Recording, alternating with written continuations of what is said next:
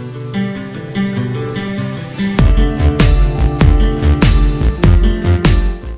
Everyone, I am Aman Khan and welcome to law aid by Aman. So अभी हमारा चल रहा है लॉ ऑफ टॉर्ट्स और आज का हमारा टॉपिक है trespass to goods. Now before that, so this is my Instagram channel जिसमें जो मेरे यूट्यूब के वीडियोस हैं उसके स्निपेट्स होते हैं। Alright, so if you want to know concepts in very short brief में एकदम, तो please visit my insta channel as well. तो डिटेल एक्सप्लेनेशन के लिए, कंसेप्ट को अच्छी तरह से समझने के लिए वापस यही आना।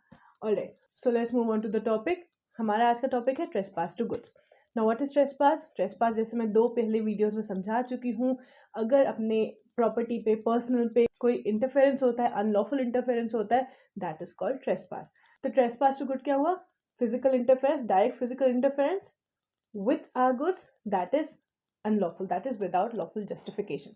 ये तीन को मिला के बनता है trespass to goods. Yes, now to bring the suit under trespass to goods, you don't have to be the owner of that particular good. अगर आपके पास सिर्फ possession ही है तो भी आप सूट ला सकते हो to recover that movable property. Yes, तो ट्रेसपास जो होता है वो रॉन्ग अगेंस्ट पोजीशन होता है, right, not wrong against ownership. मतलब वो इंसान जो ओनर नहीं भी है उस पर्टिकुलर प्रॉपर्टी का, मूवेबल प्रॉपर्टी का, वो ट्रेसपास के लिए सूट फाइल कर सकता है to recover the position. Yes, भले ही वो ओनर ना हो, अगर आपके पास लॉफुल पोजीशन है उस प्रॉपर्टी का, मूवेबल प्रॉपर्टी का, आप सूट फाइल कर सकते हो और वो प्रॉपर्टी को रिकवर कर सकते हो, है ना। अब मूवेबल प्रॉपर्टी कुछ भी हो सकती है, कार हो सकती है, पेन हो सकता है, it can be your cattle, your chattel, whatever. Now plaintiff जो होता है वो सू कर सकता है even without the proof of title. इसमें हम केस देखते हैं आर्मरी वर्सेस डेलामेरी का, 1721 का।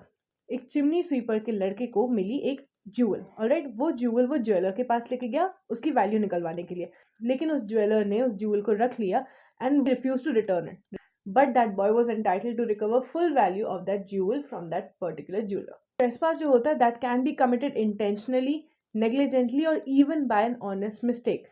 That means कुछ गाड़ियां खड़ी हैं और एक इंसान अपनी गाड़ी समझ के किसी दूसरी की गाड़ी ले गया तो वो भी ट्रेसपास टू गुड्स में माना जाएगा। एक सिचुएशन देखते हैं, एक फैमिली में डेथ हुई, उस पर्टिकुलर डिजीज की जो ज्वेलरी थी वो किसी ने निकाल के सामने रख दी। एक फैमिली मेंबर को लगा कि ये चोरी हो सकती है तो उसने वो सारी ज्वेलरी उठा के एक सेफ प्लेस पे रख दी। वो सेफ प्लेस से वो ज्वेलरी चोरी हो गई, आयरनी, बट वो चोरी हो गई। तो यहाँ पे जो उस पर्टिकुलर डिजीज के एग्जीक्यूटर्स थे वो ट्रेसपास टू गुड के लिए सू कर सकते हैं किसे? उस फैमिली मेंबर को जिसने सेफ्टी के लिए वो ज्वेलरी को अलग जगह पे रखा था जहां से वो चोरी हुई। और यहाँ पे वो जो पर्सन है, जो फैमिली मेंबर है जिसने ज्वेलरी को दूसरी जगह रखा था, that person will be held liable. ये मैंने ब्रीफ में आपको केस समझा है, कर्क वर्सेस ग्रेगरी, जो है 1876 का, जिसमें यही हुआ था कि एक ऑनेस्ट मिस्टेक थी फैमिली मेंबर की, जिसने कुछ ज्वेलरी उठा के जगह पे रख दी थी फॉर सेफ्टी पर्पस, लेकिन वहां से जब वो चोरी हुई तो that person, that family member was held liable. अब क्या ट्रेसपास टू गुड से बचा जा सकता है? डिफेंसेस क्या हो सकते हैं? पहला हो सकता है डिस्ट्रेस, डैमेज, फीजेंट। ये हम पढ़ चुके हैं ट्रेसपास टू लैंड में, कि अगर आपके लैंड पे कोई किसी किसी दूसरे इंसान की कैटल या शटल आ रही है और नुकसान कर रही है, ईदर वे ट्रेसपास कर रही है, तो आप उसको अपने लैंड पे डिटेन करके रख सकते हैं जब तक आपको कंपनसेशन ना मिले। प्लेंटिव्स रॉन्गफुल एक्ट, ऑलराइट, मतलब अगर प्लेंटिफ की ही गलती हो, प्लेंटिफ ही रॉन्ग हो और डिफेंडेंट के लिए उस रॉन्गफुल एक्ट के अगेंस्ट एक्ट करना जरूरी था, यहाँ पे डिफेंडेंट लाइबल नहीं हो सकता। फॉर एग्जाम्पल, अगर प्लेंटिफ ने डिफेंडेंट का रास्ता रोक दिया है अपनी किसी मूवेबल चीज से, तो फिर डिफेंडेंट के पास राइट है कि वो जाके उसकी मूवेबल चीज को अपने रास्ते से हटाए ताकि वो आ जा सके। यस, यहाँ पे ट्रेसपास टू गुड्स नहीं होगा। प्राइवेट डिफेंस, अगर डिफेंडेंट के गुड्स को नुकसान हो रहा है तो भी डिफेंडेंट जो है वो एक्ट कर सकता है टू प्रोटेक्ट हिज गुड्स। मतलब एक इंसान अगर दूसरे इंसान के पास से वो गुड्स फोर्सफुली छीन रहा है जो उसके पोजीशन में है, तो वो इंसान जो राइटफुल पोजीशन रख रहा है उस पर्टिकुलर गुड का, वो सेल्फ डिफेंस यूज कर सकता है। Last, inevitable accident. इसमें हम एक केस देखते हैं, national coal board versus events. ये केस है 1951 का। इसमें डिफेंडेंट ने इंडिपेंडेंट कॉन्ट्रैक्टर को एम्प्लॉय किया एक पर्टिकुलर लैंड में से एक्सकवेशंस करने के लिए। उस लैंड के नीचे प्लेंटिफ के प्रेडिसेसर्स जो थे, जिनका पहले लैंड था, उन्होंने कोई इलेक्ट्रिक केबल्स बिछाए हुए थे जिसके बारे में डिफेंडेंट को कुछ पता नहीं था। जो कॉन्ट्रैक्टर था जब एक्सकवेशन कर रहा था उस टाइम उसने वो जो अंडरग्राउंड केबल्स थे वो डैमेज कर दिए।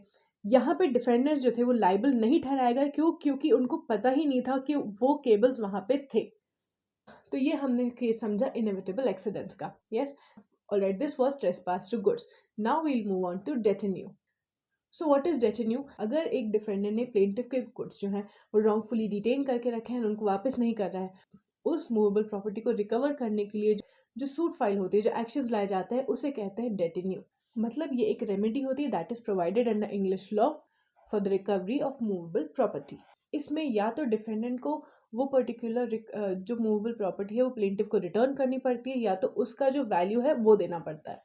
यस, डेटेन्यू का अगर हम इंग्लैंड में पोजीशन देखें, जो डेटेन्यू है वो torts interference with goods act 1977 के आने से अबॉलिश कर दिया गया। यस, तो फिर एक पर्टिकुलर इंसान, एक पर्टिकुलर प्लेंटिफ अपना जो प्रॉपर्टी है, मूवेबल प्रॉपर्टी, वो रिकवर कैसे करे। यहाँ पे हेल्प लेते हैं कन्वर्जन के प्रोविजंस की, जहाँ पे जो गुड्स हैं अगर वो रॉन्गफुली डिटेन करे गए प्लेंटिफ से, तो जो प्लेंटिफ है उसको रिलीफ क्लेम कर सकता है by way of order for the delivery of the goods, या तो फिर वो कंपनसेशन क्लेम कर सकता है that is equivalent to the value of that particular movable property, and also for the damages जो उस पर्टिकुलर मूवेबल प्रॉपर्टी के डिटेंशन से हुए हैं। तो ये तीनों चीजें कन्वर्जन के थ्रू जो एक पर्टिकुलर प्लेंटिफ है वो रिकवर कर सकता है या रिलीफ क्लेम कर सकता है। मतलब डेटेन्यू को अबॉलिश करने के बाद रिकवरी ऑफ पोजेशन के लिए कन्वर्जन यूज होगा to provide the relief to the plaintiff. Okay, now India में क्या सिनेरियो है? इंडियन लॉ में डेटेन्यू के जैसा कोई रॉन्ग मेंशन नहीं है, तो एक पर्टिकुलर प्लेंटिफ कैसे अपनी मूवेबल प्रॉपर्टी को रिकवर करे, उसके लिए है स्पेसिफिक रिलीफ एक्ट का सेक्शन 7 और सेक्शन 8, जिसके अंदर प्रोविजन है for the recovery of movable property. Yes, section 7 जो है वो एनेबल करता है एक पर्टिकुलर प्लेंटिफ को to recover its movable property, कैसे? By manner that is provided under code of civil procedure 1908। Section 8 जो है वो स्पीडियर रिलीफ प्रोवाइड करता है हमारे प्लेंटिफ को। The remedies in section 8 is provided in these following cases. पहला, कि जो डिफेंडेंट था वो प्लेंटिफ का एजेंट या ट्रस्टी था for that particular movable property. दूसरा, कि वो जो कंपनसेशन है वो प्लेंटिफ को जो रिलीफ चाहिए वो प्रोवाइड नहीं कर सकता। ऑलराइट, दैट मीन्स वो जो कंपनसेशन है वो काफ़ी नहीं है for the loss that plaintiff has suffered. तीसरा, जब एक्चुअल लॉस या एक्चुअल डैमेज जो है वो असर्टेन करना मुश्किल है कि एक्चुअली कितना डैमेज हुआ है या एक्चुअली कितना लॉस उस पर्टिकुलर प्लेंटिफ को हुआ है because of the detention of that particular movable property. जब पोजीशन जो है उस पर्टिकुलर मूवेबल प्रॉपर्टी का वो रॉन्गफुली ट्रांसफर हुआ है फ्रॉम द प्लेंटिफ। इन चार चीज़ों में यूज हो सकता है section 8 for recovery of movable property. ना इसमें हम केस देखते हैं बंशी वर्सेस गोवर्धन का। ये केस है 1976 का। इसमें जो डिफेंडेंट था उसने एक साइकिल हायर पे ली थी फ्रॉम द प्लेंटिफ और उसको वापस नहीं लौटा पाया। ना इस केस में डिफेंडेंट को लाइबल ठहराया गया था, उसको कंपनसेशन क्लेम करना पड़ा था। कैसे? प्लेंटिफ को उस साइकिल की वैल्यू देके, that was 300 rupees. Now at the end, let's discuss what is conversion or trover. अगर डिफेंडेंट एक प्लेंटिफ की मूवेबल चीज़ को लेके उसको कुछ इस तरह बदलता है या कुछ इस तरह उसको डैमेज करता है या हार्म पहुंचाता है कि जो प्लेंटिफ है या जो एक्चुअल लॉफुली जस्टिफाइड है उस चीज़ को यूज़ करने का, वो उसको एनी फर्दर यूज ना कर पाए। सो बेसिकली कन्वर्जन ये होता है कि एक इंसान एक मूवेबल प्रॉपर्टी को इस तरह से यूज करे कि जो दूसरा इंसान जो एक्चुअल उस मूवेबल प्रॉपर्टी को यूज करने का हकदार है वो उस प्रॉपर्टी को उस तरह से यूज ना कर पाए जिस तरह से उसको यूज करना है। फॉर एग्जाम्पल, एक गाड़ी है, उसके आपने लेके पहिए निकाल दिए, अब दूसरा इंसान जो एक्चुअल उसका पोजीशन रखता है गाड़ी का वो चला ही नहीं सकता because without tyres it's of no use. इसका हम एग्जाम्पल्स देख सकते हैं। किसी के गुड्स को इस तरह डैमेज करना कि वो अपनी आइडेंटिटी लूज कर दे, जैसे मैंने कार का एग्जाम्पल बताया। किसी की चीज़ को थर्ड पार्टी को दे देना, या फिर प्लेंटिफ को उसके गुड्स ना देना, या उनको किसी और यूज में लगा देना, या उन्हें कंज्यूम कर लेना कि प्लेंटिफ या जो एक्चुअल पर्सन है जो उसको यूज करने का हकदार है वो ना कर पाए। यस, इसमें हम एक केस देखते हैं जिससे ये चीज़ आपको और क्लियर हो जाएगी। रिचर्डसन वर्सेस एटकिंसन का केस है। ये केस है 1723 का। इसमें जो डिफेंडेंट होता है वो प्लेंटिफ के कास्ट में से, कास्ट एक बड़ा कंटेनर समझ लें लकड़ी का जिसमें वाइन भरी जाती है, उसमें से वो वाइन निकाल के उसमें थोड़ा सा पानी भर देता है। यस, ताकि वो भरा हुआ लगे। Yes, now he was held liable for conversion. क्यों? क्योंकि उसने ना ही उस कास्ट में से वाइन निकाल के कंज्यूम कर ली, बल्कि उसने उस वाइन में पानी डाल दिया, जिसकी वजह से जो उसकी प्रॉपर्टीज थी वाइन की वो डिस्ट्रॉय हो गई, उस जो वाइन की आइडेंटिटी थी वो डिस्ट्रॉय हो गई ना। यहाँ पे इंटेंशन जो होता है वो इतना नेसेसरी नहीं होता है। मतलब अगर आप किसी के गुड्स के साथ छेड़खान कर रहे हैं, जो रखा हुआ है जो आपका नहीं है, अगर आप उसके सामान के साथ छेड़खान कर रहे हैं तो आपको पता है that you are actually doing something that is not right. Yes, तो यहाँ आप ये नहीं कह सकते कि हमें मिस्टेक हो गई या समथिंग लाइक दैट। इस चीज़ को हम एक केस से समझते हैं, Ruplal versus union of India. ये 1972 का केस है। इसमें ये होता है कि कुछ मिलिट्री के जवान होते हैं जिनको रोड साइड पे कुछ लकड़ियाँ पड़ी मिलती हैं। यस, उसको वो लोग जला, क्योंकि वो अनमार्क प्रॉपर्टी होती है, तो वो उस लकड़ी को लेके चले जाते हैं और जला लेते हैं, बट बाद में ये पता चलता है कि वो जो लकड़ी थी वो प्लेंटिफ की थी। तो यहाँ पे जो प्लेंटिफ था वो कन्वर्जन की सूट लाया, टॉर्ट ऑफ कन्वर्जन। यस, यहाँ पे जो आर्मी जवान थे, ऑल्दो उनकी गलती नहीं थी, that was an honest mistake, उनको लगा कि वो गवर्नमेंट ऑफ इंडिया की प्रॉपर्टी थी, लेकिन तब in this case the defendants were held liable, that was the union of India. तो लेट्स सी इन डिटेल कि कन्वर्जन एक्चुअली हो कैसे सकता है। पहला, wrongfully taking of movable property। अगर एक इंसान दूसरे इंसान से wrongfully उसकी movable property लेता है, he can be held liable for conversion। दूसरा, in the wrongful sale of movable property। For example, B ने सी के वेयर हाउस में कुछ सामान रखवाया, ठीक है, सी ने लेके उसे बेच दिया ई को ना। यहाँ पे जिसने सेल किया है he will be held liable for conversion.